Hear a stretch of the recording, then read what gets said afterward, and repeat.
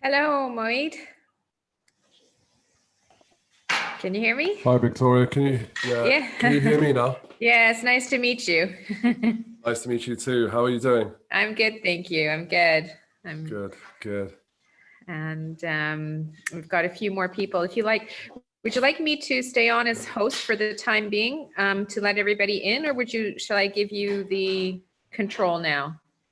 I'm okay. I'm okay if you want to do it for the time being, and then we're at 2 o'clock now. So we're at time now. So should we wait or continue? Yeah, let's wait a couple of minutes because I know there will be a few people coming, and we should probably wait a couple of more minutes just to make sure they're all available. And we've got Sonia here. Hi, Sonia. Hi, Sonia. Oh, you're on mute. Hi. There you go. Hello, how are you? I'm good. How are you doing? Looking forward to learning. Yeah, me too. Me too. We had a couple more people. We had one more person sign up today as well. So Okay. I'm sure just a matter of a couple of minutes. And actually I can ping those people just to make sure.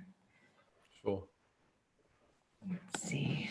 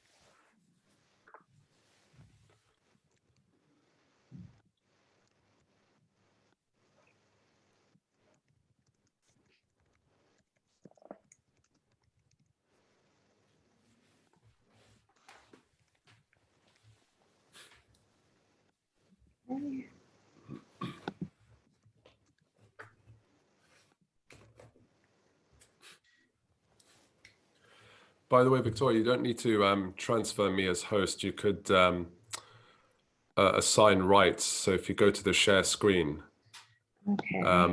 then you can click on multiple. Okay, I haven't tried that before. So let's see here. You should get two options, and it says, only the host or multiple people can share the screen. Let's see.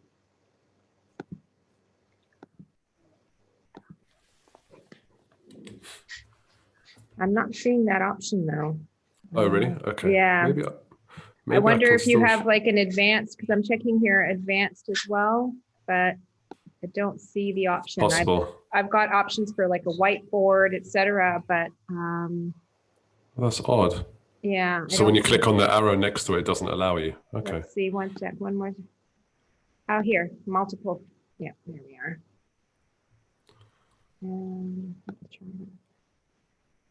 Multiple participants could share simultaneously. There. Okay, perfect. It's allowed me to do so. Okay. Cool. So we have Peter Mattison also and Juan David as well. We had a couple of other participants, but if you'd like, we can get started. It's up to you. Yeah, let's get started. I'll share my screen quickly, and then okay. And then we can get started. Yeah. Super. All right.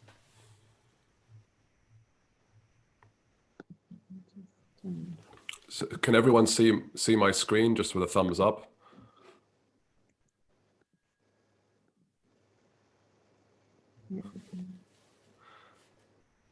All right. So welcome, everybody. We'll get started. We may have a couple of other people joining us over the next couple of minutes, but I'd like to introduce Moeed Amin from GBO London. And for over 20 years, Moeed has been obsessed with how and why people make the decisions they do.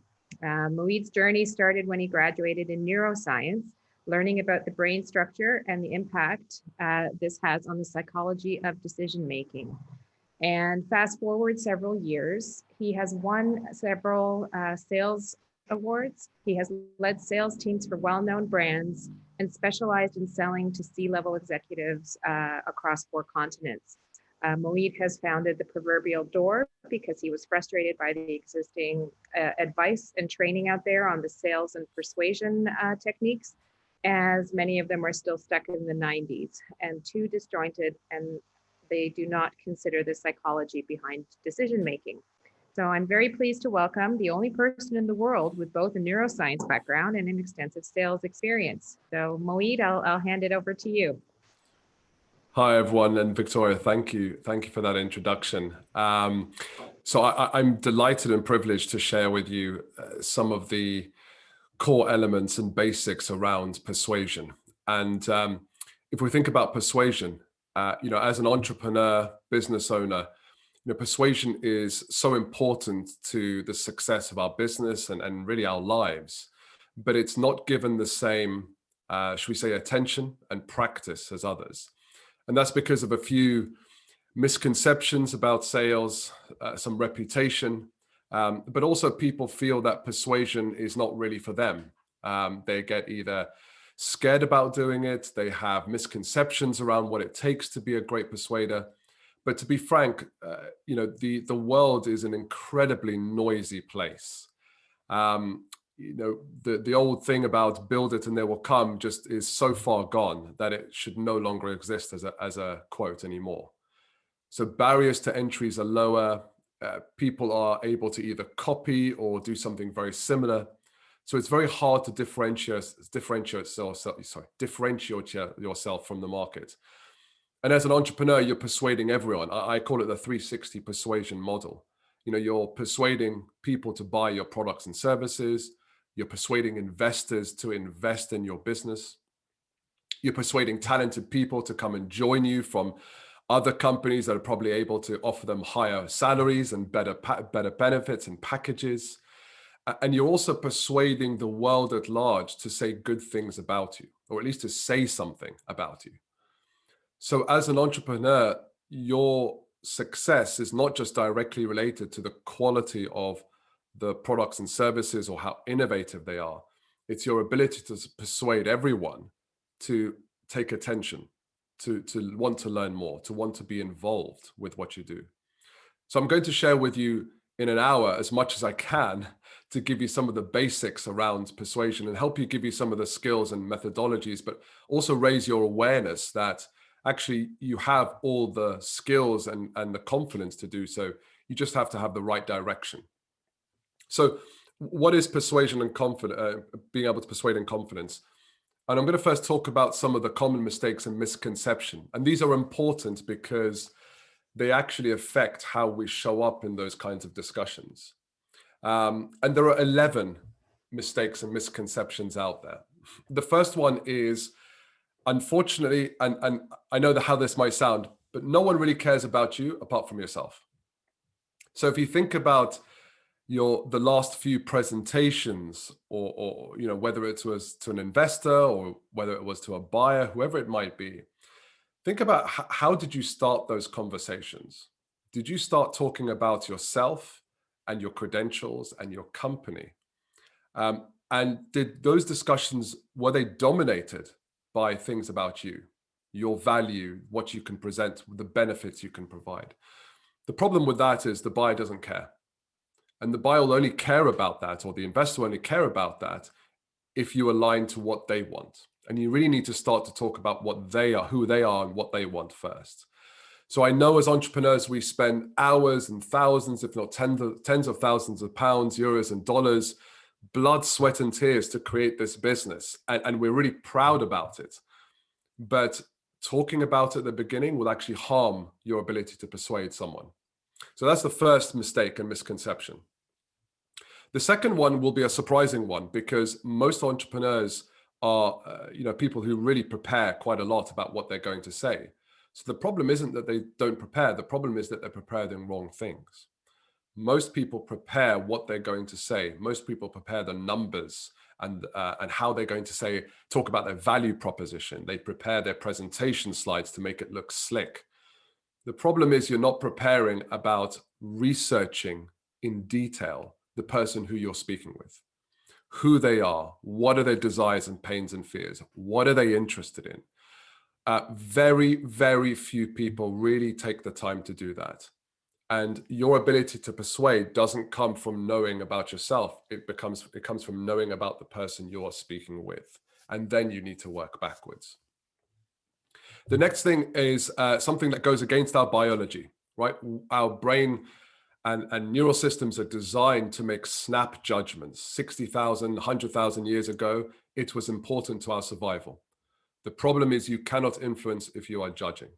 Judging impairs and downgrades your ability to empathize with the person you're speaking with. And we'll talk about that later on. But if you can't empathize with that person, excuse me, you won't know enough about them to be able to influence them. The next one is a trust. And this is downplayed heavily. In fact, my research with almost 400 buyers across 10 different industries, they state trust and honesty as being one of the top 2 reasons why they select to work with a particular person or a company. And the problem is that we don't embalm and integrate trust in every element of how we are persuading someone or the words that we're using. So I'm going to talk about this extensively. In fact, out of these 11, I can only cover 2 in the time that we have, but trust is one of them. And I can tell you, if you do this well, you are more than 80% of the way to becoming a natural persuader with confidence. The next thing is to use logic. I'm not saying that decisions aren't made by using logic. They are. But that is not what motivates you to move. It is the emotions that motivate you to move. Logic is higher level thinking. It's for processing. But the neural networks connected to taking action are far more numerous when they're connected to the emotional centers of the brain. Again, that's related to our survival. So if you don't stir up emotions and don't understand the emotions of the buyer or the person you're persuading, you're missing a very key ingredient of persuading them to take action. The next one is a common misconception where we're taught to use pain as a motivator for someone to take an action. If you don't do this, this will happen. The problem is that we're wired to move away from pain or to stay still and hide. And we are wired to move towards pleasure, right? Pleasurable desires. So pain has its uses, but if you're using fear of loss or fear of losing money or pain to motivate someone to then work with you, you're using the wrong levers. It has its place at certain stages of the persuasion cycle, and usually that's at the beginning to get someone's attention, but it should not be used as a motivator to push someone or to persuade someone to taking an action. The next one is talking too much. I know how the irony of this because I'm talking a lot now, but we think about the past presentations you've made. How much of it was you talking versus asking questions and listening to understand the person that you're speaking with? And I will go into this later on where I'll use quotes from Dale Carnegie, but talking too much impairs your ability to empathize and understand the person you're speaking with. So you are more likely going to be talking about things that are of no interest to them whatsoever. The next one is that we forget the importance of nonverbal cues. And again, we're wired in terms of our evolution to look at those cues as a better indicator for whether we trust this person or not. More than 50% of your communication is through nonverbal cues. And people forget that even though we're on video, that these things aren't important. In fact, they are very important, because just by a bad video call hygiene, if people can't hear you very well, if people only see your face and don't see the rest of your body, that actually signals to someone that they can't trust you subconsciously. So the way that we use cameras, the way that we use audio equipment, the way that we expose our background and more of us speaks volumes. So don't forget about that, especially during video calls. But most people are not mindful of their body language. In fact, you can instill trust in someone by not even saying a word. Just by your facial expressions, just by your body language, you can automatically give that impression to someone that they should trust you, and therefore they're more amenable to what you have to say. The next one is that we're afraid to ask, right? And this is not about asking questions. We're afraid to ask what someone is thinking after our presentation. We're afraid to ask because we're almost afraid of what the answer will be. And we're also afraid to ask because there's a misconception that if someone voices their concerns, that is going to harm our ability to persuade them. The opposite is true. If everyone, when they're making a decision, is thinking about the risk and reward, and if you don't discuss those risks, those perceptions of risks that they have, you're not able to control and actually inform them about how to lower that risk. So you're missing a big part of the decision-making equation. The next one is connected to that, which is, it's not just about asking, it's about telling people without being solicited about the risks. Our brains do not like perfection. There is no such thing in our world. In fact, there's no such thing in our known universe, apart from maybe creation, but that's a different story, right? So we don't like it. You know, that's the saying, something is too good to be true. If you are constantly just talking about the benefits and the amazing things about you and your business and your team, the person receiving that information is going to be thinking, that's too good to be true. What are the risks? And they're going to play those risks in their mind based upon their limited knowledge about you. So the best persuaders are those who also talk about elements that are maybe not in their favor. They bring it up before the person even has a chance to ask about them. That provides a massive amount of trust. In fact, you're more able to persuade by just adding 2 or 3 things that may not be great. That instantly creates trust in them because you've almost downplayed that risk element that they're feeling, and they're more comfortable about hearing about the great things about you. So I'm not saying you should talk about bad things that you do, but we all do things that maybe our competitors do, right? Your job is not to say that they're better. Your job is to say, look, we don't do those things, and here's why that's not important. So think about 2 or 3 things that not necessarily are harmful, but things that may not be great, but bring them up in a way that talks about why those things may not be important to the person you're speaking with. In fact, that's an okay thing. And that might be price, it might be other things. The next misconception is that for me to be a good persuader, I need to be an extrovert. And that is absolutely not true. In fact, that may even harm you. There's extensive research published by HBR as well as other scientific journals that show that ambiverts, so the people in the middle of extrovert and introverts, are actually those who are more likely to succeed when it comes to persuading and sales. So your analytical side, right, your introverted side, those are assets. Do not think that you have to be an extrovert. In fact, people don't necessarily respond to extroverts in a positive way when it comes to certain sales situations. And then the final one is that we have this conception that sales and persuasion is a sleazy thing.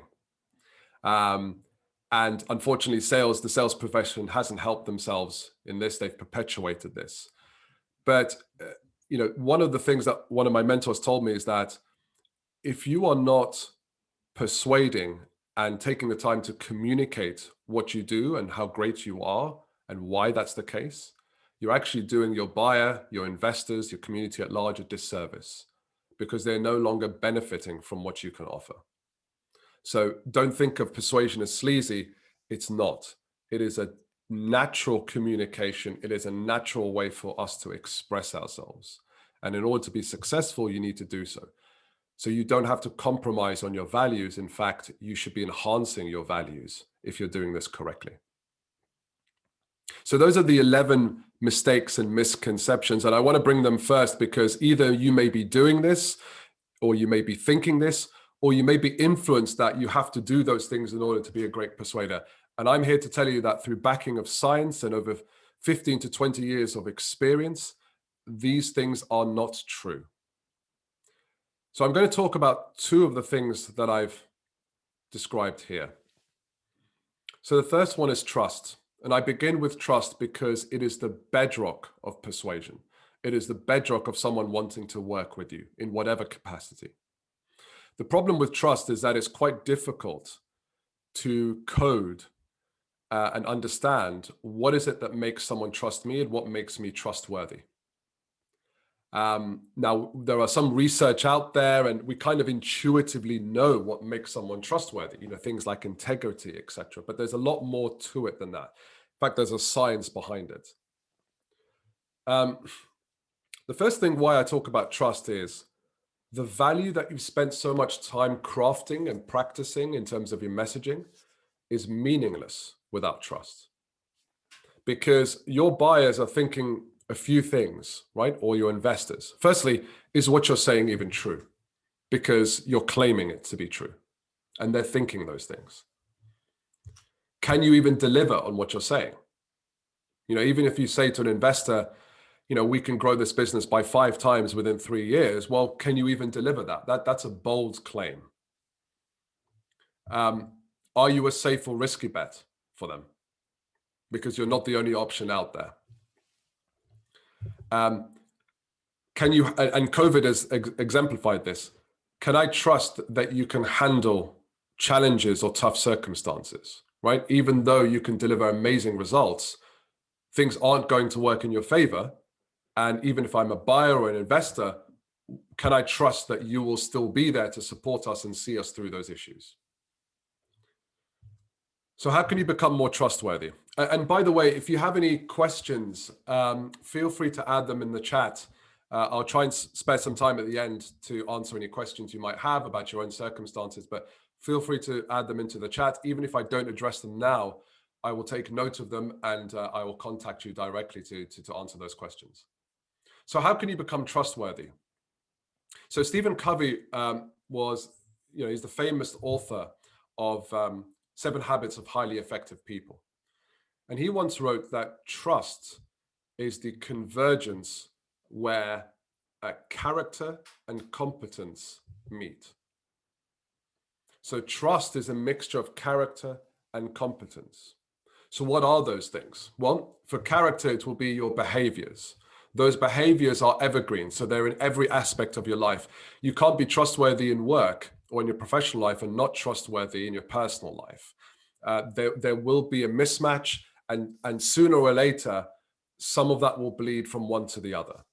So people don't just look at someone's character to see if they're trustworthy in their professional life. Sorry, it's who you are. So it's not what you do, it's who you are. And then the second part, which is competence, right? So competence, and these will be things like your skills and your expertise and abilities. It will be your knowledge, and it will also be your track record, which is very important for trust. And then the final one is how you communicate that trust. So it's not just direct communication in terms of persuasion and one-on-one conversation or presentations. There will also be other channels of communication. You know, your website, for example, or your social media assets, you know, testimonials, case studies, and also one of the most powerful forms of communication, which is third-party communication, right? So your customers who are raving about you and saying great things about you. That is a powerful indicator of not just your competence, but also the fact that you can be trusted. Now, if you're wondering, like I did, which one's more important than the other, I have an answer for that. So Warren Buffett was asked once, you know, what does he look for in someone who he's hiring? And his answer was, I look for 3 things: integrity, energy, and intelligence. But if someone doesn't have that first one, then the other 2 will kill you. So what he means by that is someone with energy and intelligence, especially the intelligence part, and if they're motivated enough, if they don't have integrity, they can harm you a lot. So this is not to say that you need character and you can forget about competence. You need both. But people subconsciously and consciously look for the character element first. If that is not there, then it doesn't matter how competent you are. It doesn't matter how skilled you are. They just won't be able to trust you because, as I've shown before, things can happen where there are challenges or difficulties along the line.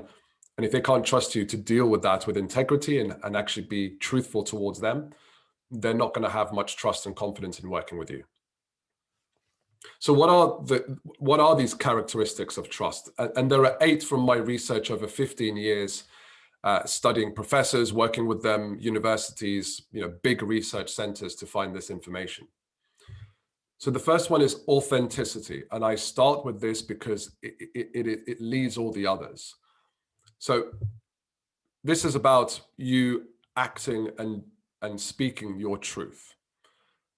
So the products that you sell, the business that you're involved with, do you truly believe in what it is that you have to offer? And is that authentic?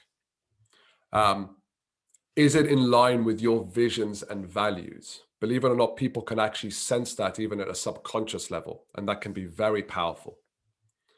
Do you act in line with your visions and values as well? So that's the first one, which is authenticity. The second one is consistency, right? So do you have the stamina, right? Do you have consistency in terms of your track record? Can you maintain professionalism even when things don't go well? So a great example of this is if you have a client that you've worked so hard to acquire and work with. At the beginning, when you're courting them with incredible amount of professionalism, diligence, care, attention. But as the years go by and they become a really great client, suddenly that professionalism starts to wane. You don't present yourself in the same way as you did before. The research you do isn't quite as detailed as you probably did when you were courting them. So are you consistent in your approach? And also, are you consistent in the data and information that you share? So a personal example of mine was when someone was courting me to sell a mentorship program. I joined his webinar and then I joined a follow-up call. And what I found was I asked him questions on the follow-up call about the webinar. And I found that the information, the data he shared on the call was different to what he shared on the webinar. To me, that screamed inconsistency, and I no longer trusted that person because I thought he was probably making up that information. Now, it could be he wasn't, maybe he was flustered, but it doesn't matter because now that trust has been broken for me. So are you consistent in the information that you are sharing? The next one's integrity. We don't need to labor this one too much. Are you truthful? Are you honest? Right? Can the person that you are speaking to feel that you are someone that holds to those values? Are you just acting in your own interest and really dismissing the interest of the buyer or the investor as well? The next one's responsibility or accountability. So do I feel responsible for the promises that I make, whether in good times or bad? Do I own that responsibility? So whether I bring in an investor or a customer, whoever it might be, or even an employee, do I feel the responsibility to the promises that I have made them? And will I deliver on that even though times are tough? Will I step up and take that responsibility? The next one's reliability. And this may seem similar to the last one, but actually it's more around your availability towards those individuals. Again, when we're courting them, we're always available. We're responding to their emails or their calls or their messages in a fast pace. But when we get what we want from them, can we still be reliable, right? Are we still available when they need us, right? Are we transparent in that availability? The next one is a surprising one, and this is called guilt worthiness. And this is about whether we express guilt for any past actions. There was a study done by the University of Chicago that found, and the details are quite detailed, but essentially those who felt guilty about an action and shared more immediately instilled trust in the recipient. So one question that I advise my clients, especially my CEOs and founder clients, to add in their interview process when they're interviewing for someone is to ask someone, tell me about a time when you felt guilty about a past action. What was the action? Why did you feel guilty about it? And how did you change your approach from that? If someone can't give you a good answer and a confident one, that should send alarm bells ringing for you, because it means that they're not really humble. They don't really have an ethos for self-reflection. In a previous business where I headed up a business unit, the previous salesperson had conducted himself in an awful way with the clients. He treated them badly. A lot of them had left us. And there was a particular client in Denmark, a man by the name of John Rabo Nielsen, who worked for a biomedical company, who was a client of ours for a while and left. Now, when I approached him, I didn't approach him with the normal sales approach and kind of swept it under the carpet. I took ownership of the fact that this had happened to him. And I expressed and said to him, look, I feel guilty, even though I wasn't part of the business at the time. We feel guilty about the way you were treated. We feel guilty about what this person did. And we took steps to remove him from the business. However, I hope that that experience hasn't masked the 5 years of work that we have done together and the value received. Hopefully with a new person in charge, you would be open to having a different discussion. And within a month, he became a client again. So guilt worthiness and expressing that can be a very powerful method for, well, not powerful, it's a very powerful characteristic for being trustworthy. So the next one is generosity. Okay, and it's a double-edged sword. We all know that, you know, in order to gain someone's trust, we've got to be generous towards them, right? You can't just ask someone for something when they don't know you. And there is an element of this you've got to be very careful about. If you are generous to someone without exhibiting any of the other characteristics, then that person will feel as if you're trying to buy their loyalty. And this is important because you've got to find a way to demonstrate that you exhibit the other eight characteristics. An example is next door neighbor of ours who's doing renovation work. They exhibited a huge amount of all the other characteristics. They connected us with the contractors. They were incredibly transparent with what was going on. They felt guilt about the fact that this was going to be noisy and disruptive for us. At the end, the last thing that they did that really made us trust them was they sent us a £50 Amazon voucher with a personal note saying that, you know, we can use this to buy ear mufflers, and if not, we can use it for ourselves. Now, if they had done that at the very beginning without all the other things, I would have been even more annoyed. I would have thought that they were trying to buy my loyalty. They were trying to buy their way from having to deal with any problems or any complaints that I might have. But because they did that towards the end by exhibiting all the others, I felt even more trust towards them because I felt that they were there in it with me, that I could share any problems with them and they would resolve it. So generosity is incredibly important. And doing it in the wrong way can actually arouse more suspicion than trust. And then the final one is agreeableness, right? So this is not about being a yes person and agreeing with someone, even though you share a different opinion. This is about being tactful. I talked about empathy earlier. Being able to persuade someone, you know, think about influence. The Latin word is influere, which means to flow with. I liken this to flowing into a river, and the river represents that person's values and the reasons why they have those values and opinions. If you throw a dam in the river, and the dam being your opinions, you're not going to get very far in persuading them. However, if you take the energy and the time and the empathy to step into the river with them and understand why they have those opinions, what has formed those opinions, and really step over the line into their world and to see their world, you're far more likely to be able to divert that river into a different direction. They're far more likely to be amenable to hearing what you have to say.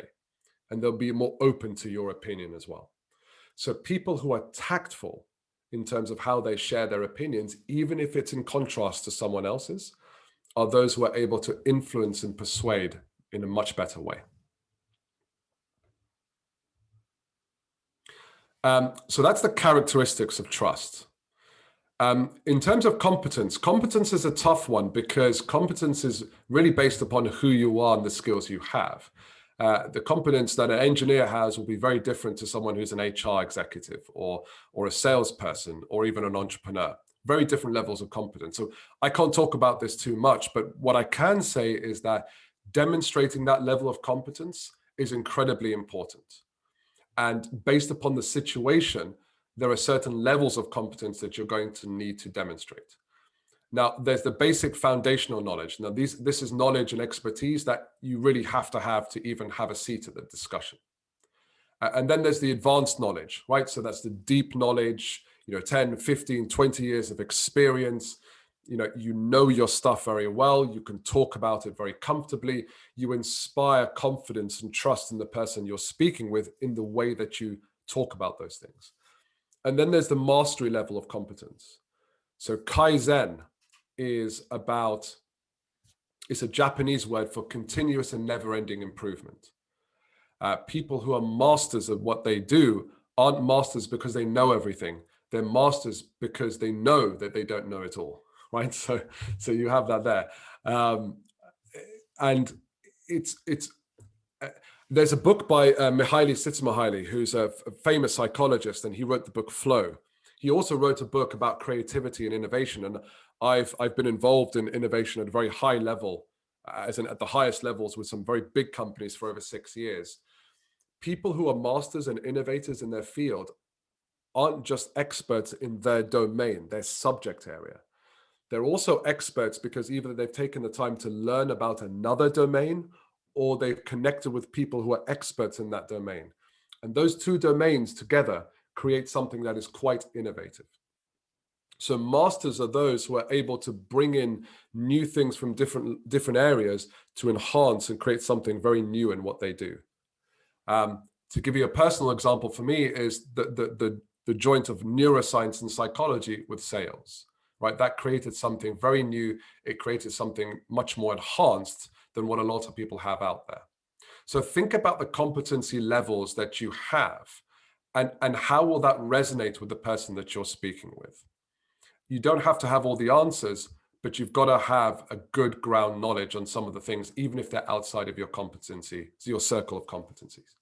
So I can't talk about this too much, but suffice to say that there are 3 levels, and it's important that you demonstrate that and have that for someone to have trust in you. So the second thing out of the 11 I'm going to talk about is an important one, which is about talking about yourself. Most people really struggle with creating impact in their presentations. And whether that's a sales presentation, whether that's their website, whether it's email copy, whatever it might be, people really struggle to do so. And that's because they're talking more about themselves, or their own interests are coming through very clearly in the words that they're using. So I talked about Dale Carnegie's book, How to Influence People. And there are 3 quotes that I want to share with you from that book, right? So the first one is the fact that your name is the sweetest sounding voice or sweetest sound in any language. The next one is that those people who can give selflessly and try to serve others are those who have enormous advantage and they're successful. And then the final one is that if you can understand the viewpoint of someone else, then you're going to be incredibly successful. Now, why do I share those 3 things? It's because those 3 things talk about one main truth, which is I am only interested in myself. So when you are speaking and trying to persuade someone, remember, they're only interested in themselves. So starting the conversation talking about yourself is not going to be of interest for them. And I'm going to show you some really powerful techniques for how you can think about your value and position it in a way that will have an incredible amount of impact in the person you're speaking with, so much so that they'll want to learn more and go through with you on that journey. So neuroatomically, so in neuroscience, your brain rewards new information in the same way that it rewards you for eating sugar. That's how powerful new information is. And that is rooted in your evolution. An author by the name of Yuval Noah Harari wrote a book called Sapiens. And in it, he postulates that there were hundreds of different species of humans, 100,000 years ago, even more. What made Homo sapiens the dominant species was their evolution for communication, for language. And why that was important was because it enabled us to store and share critical, vital information to our survival. So our brain is wired to filter out things that we already know and let in things that are surprising to us, things that are new. It actually rewards you for doing that. And that is the same for the people that you are speaking with. So what we're going to talk about is how you can actually initiate new information and why it's so powerful in your persuasion approach. It also forms as a pattern interrupt, and this is a psychology process where when you're speaking to someone, they come in with their own biases, their own opinions, their own conceptions about you. Using the right information, using the right knowledge, you can actually create a pattern interrupt that makes them more amenable to hearing what you have to share. They're going to be more open to judging it in an objective way rather than a subjective way. And then the final thing, which is new information will capture that person's attention. One of the biggest challenges that people have when they're persuading someone is getting that person's attention and keeping it.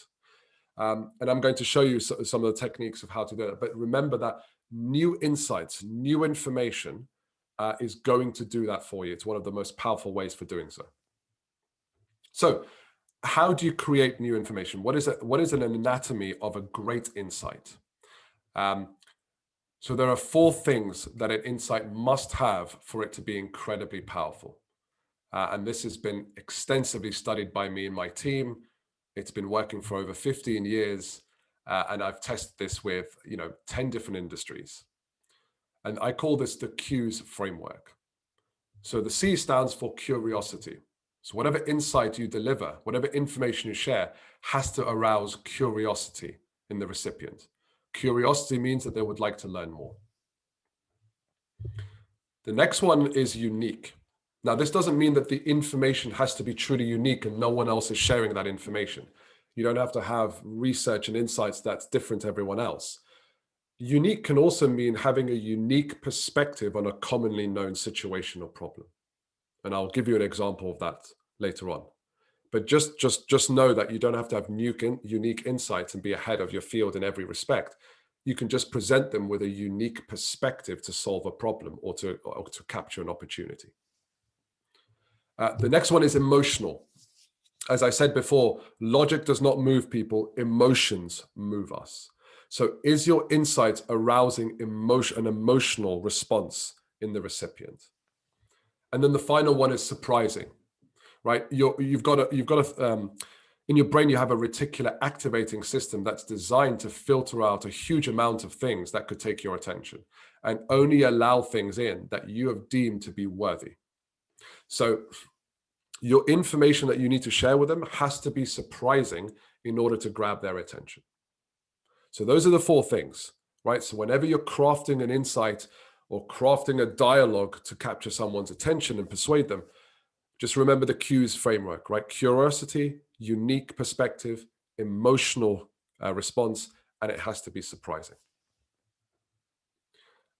So what are the types of insight statements that I'm talking about at the beginning of your conversation? So it could be an insight where people love those that are able to help them see around corners, right? We have advisors that are not just experts in their field, but they can help us see things that we can't see. So the types of insight statements that are powerful are those where someone helps us see or avoid an unforeseen harm or pain. The people we trust are those who can help us identify an opportunity that we may have missed without them. And then the final thing is, you don't have to be a clairvoyant and see things in the future necessarily. You might have someone that has, there's a common challenge, right? There are common approaches to that challenges. So they made decisions about what path they need to take, but the way that they're going about that decision could be the wrong way. So you don't have to help them foresee a future that they didn't understand. You can help them foresee a future based upon the decisions that they've made. So an example might be, they've decided that they need a CRM system, right? Or an AI software of some kind, but the way they're going about deciding on which ones to use or what they want to get out of those technologies could be the wrong way, and it could produce harm for them. So you can help them see the fact that, hey, they've made the right decision, but the way that they're operationalizing that decision is the wrong way. So here's an example of an insight statement. So I had a client who was a patent lawyer, right? He heads up a patent law firm, and they were struggling to gain new clients. They were struggling to keep them on as clients as well, and to really help their clients in the best way possible. And one of the typical things that happens is that most of the patent lawyers, they approach prospective clients with the usual statements, right?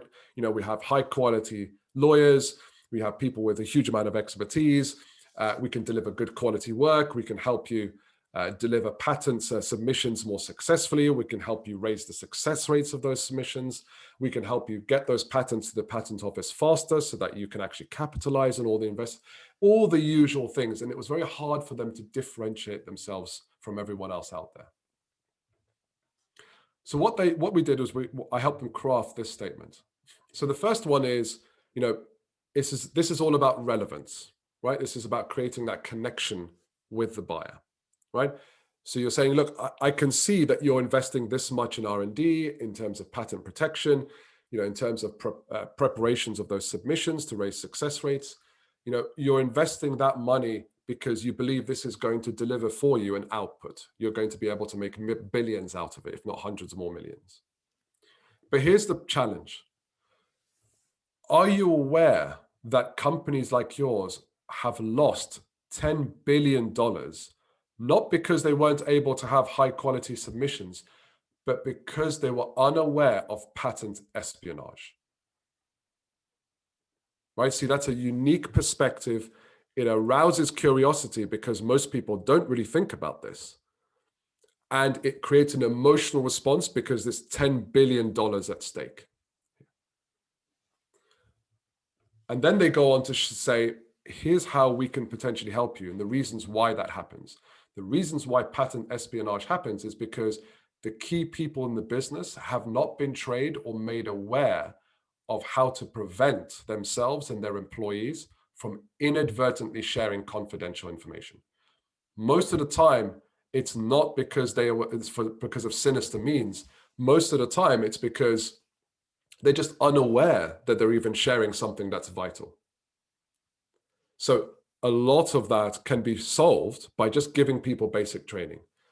We can help you not only with your patent submissions and helping you make the most out of your R&D investment, but we can also help you prevent yourself from losing up to $10 billion.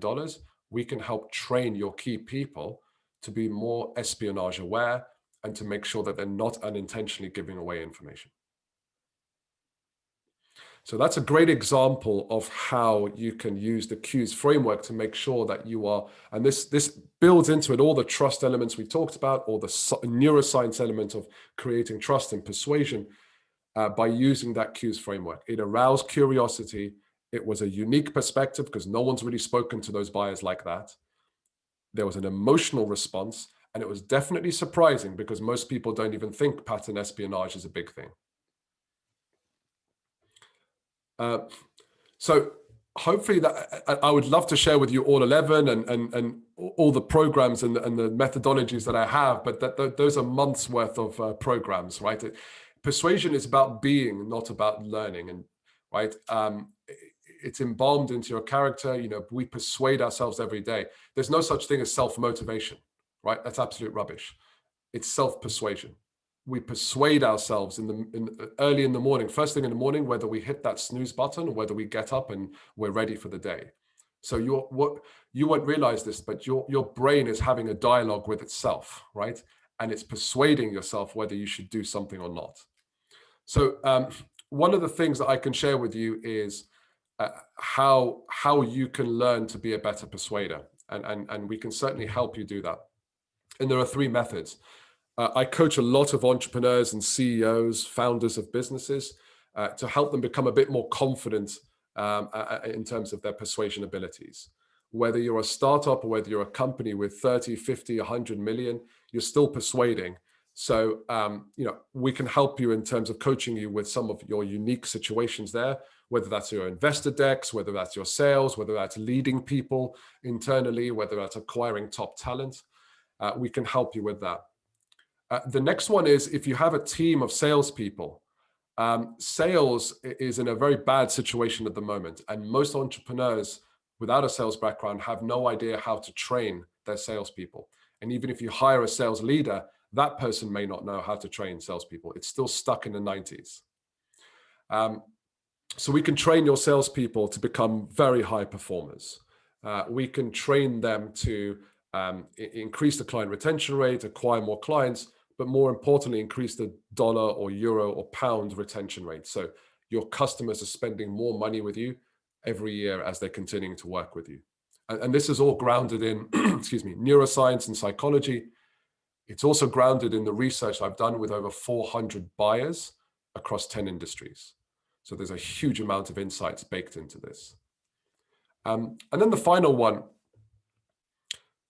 entrepreneurs make the big mistake that they look to hire salespeople with great track records, or they look to hire sales leaders with great track records. And they kind of almost trust them to do the work. They think, well, if they've got a great track record, they'll be motivated enough. I'll give them a generous commissions and they can go out and do it.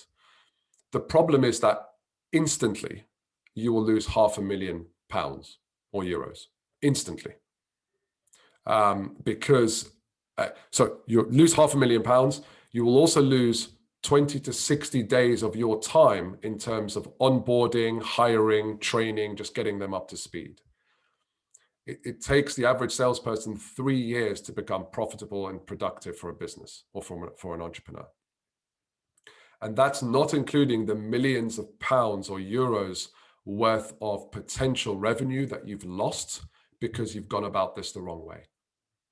So what we help entrepreneurs do is create the right infrastructure of a sales team so that when they hire anyone, they're working within an infrastructure that will help them thrive, that will help them outperform.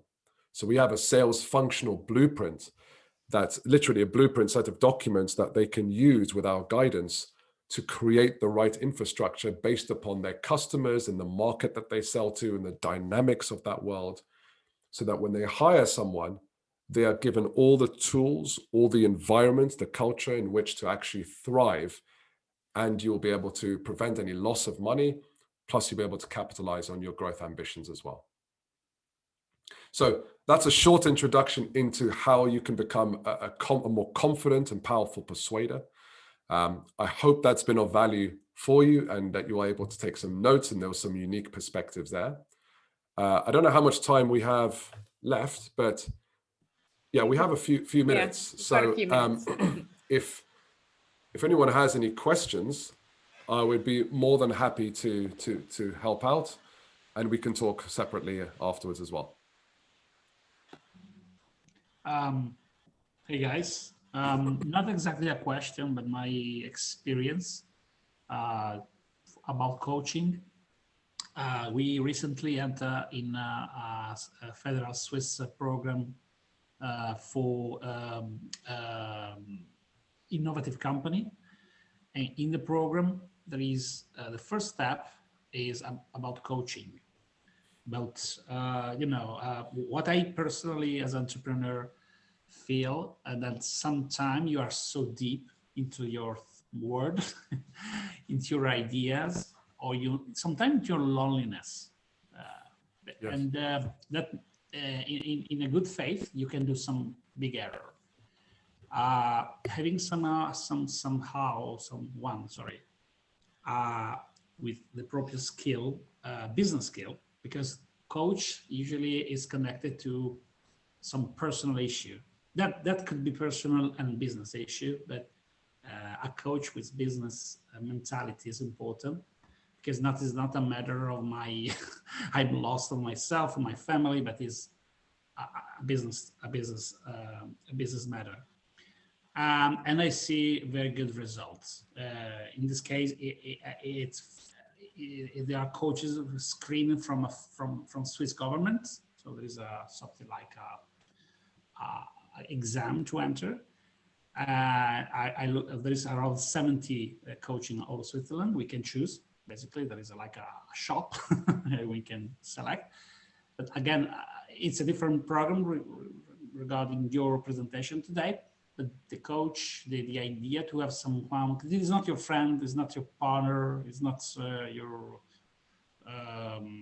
it's not involved in company, so it's neutral. It's really, I feel now the importance right now. So thanks for your presentation. Just want to add something of real life. Yeah, and it's interesting you mentioned that, Alex, because growth can only happen at the edge of your comfort zone. Yeah. And a coach's job is not to be a friend, as you say, it's to push you forward. And sometimes that will be very uncomfortable.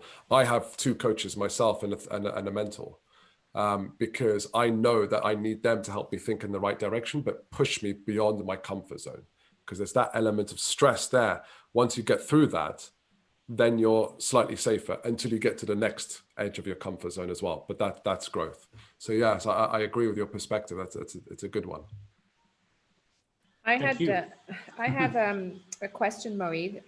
Is there anything you would add to your presentation if somebody has a new business that they're getting off the ground, where maybe they've had a lot of years of experience in a certain field and they're branching out on their own, but don't have a track record of the actual business that they can prove to new clients or suppliers?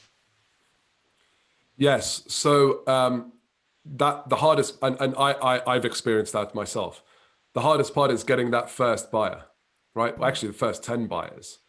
And one of the things I talked about is the area where the risks involved, and it's to be straight, just very honest about it.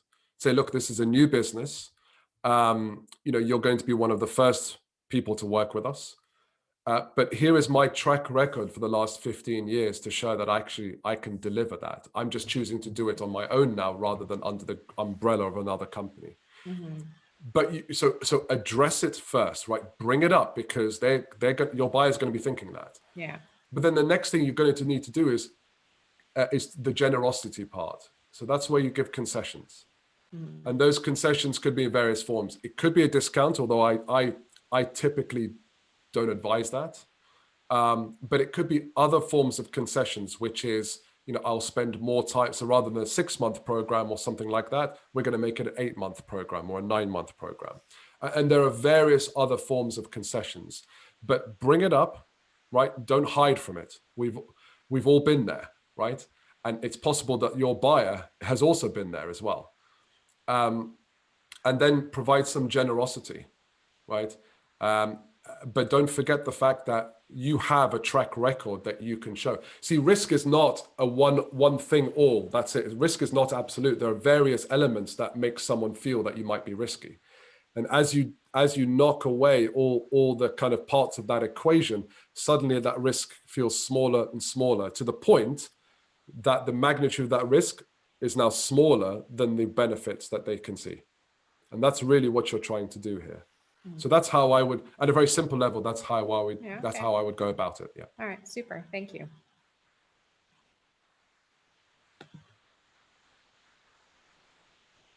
Any other questions, or maybe some feedback that you might have, or something that might have been surprising, or any experiences that anyone would like to share? From my end, you caught me at the very beginning where build it and they shall come, because I think that's kind of maybe aging myself, but in my generation, it was something that you know, I believed in as well. Like if you have a good product at a good value, then people will find you, even if you're difficult to find. And eventually by word of mouth, it will go, you know, word will get out there. But I agree that that's harder to do now, because I think there's just so much more competition. People are just more knowledgeable about so many more things now. And it's a lot harder to do. So I agree with what you said, and how that's, you know, that's not a way to look at things anymore. Yeah, I would say, I mean, you said it's harder to do. I would say it's actually impossible. Yeah. No matter who you are, whatever business, you think about any big company, even Amazon, they still have competitors. Yeah. Right. And we did an analysis, my friend and I, who is an ex-VP of JP Morgan, we have a podcast where we do an analysis of businesses to help people understand the companies they're trying to sell to. And we did one of Amazon recently. They still spend billions on marketing, billions. I would wager that almost everyone in their market knows who Amazon is, yet they still spend billions on marketing. Yeah. It's because they're constantly trying to continue with the awareness and make sure that they're top of mind. So whoever you are, especially a small business or a startup, that hurdle's even higher. So yes, I would say it's even more than, I would say it's almost impossible, actually. Yeah. So I think we're at time, but as Victoria's kindly shared, I have another session coming up next week. So if you have a sales team, or you're thinking about hiring a sales team and you have the investment to do so, and you want to scale that sales team in the right way without making too many mistakes, that could be really expensive for you, then do join that session, because I will be sharing some of the best ways that you can create a great sales infrastructure. You can also reach me on the GBO platform. So if you have any questions, even if you have a particular presentation or something like that, you don't have to be a client. I'm happy to answer questions. You know, I usually give people a free 60-minute coaching session, and I treat you as a client. So I help you. And if you decide to work with me afterwards, that's entirely up to you. But don't be afraid to reach out to me, because I like to help people. But hopefully, has that been useful to everyone? You know, nods or a show of hands. Has that been useful? Yeah, very much. Good. I'm glad to hear it. Thank you. Sorry? We can. Oh, one more time, please, because that is very insightful info. Oh, very insightful. Yes, it was. Absolutely. Thank you. Well, thank you, everybody. And let's hopefully see you again at Moeed's next webinar next week, if you'd like to join in for some more information. And thank you again, Moeed. It was really a great presentation, and wishing you all a great Friday afternoon. Thank you all. Have a great Friday and weekend. Take care. Thank you. Bye.